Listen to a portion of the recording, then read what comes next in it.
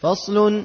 اعلم يا بني وفقك الله للصواب أنه لم يتميز الآدمي بالعقل إلا ليعمل بمقتضاه، فاستحضر عقلك وأعمل فكرك واخل بنفسك، تعلم بالدليل أنك مخلوق مكلف، وأن عليك فرائض أنت مطالب بها، وأن الملكين يحصيان ألفاظك ونظراتك، وأن أنفاس الحي خطاه إلى أجله، ومقدار اللبث في الدنيا قليل، والحبس في القبور طويل، والعذاب على موافقة الهوى وبيل.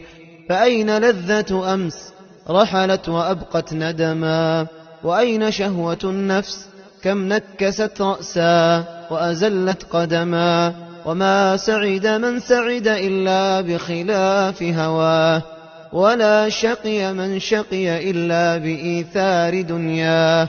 فاعتبر بمن مضى من الملوك والزهاد، أين لذة هؤلاء وأين تعب أولئك؟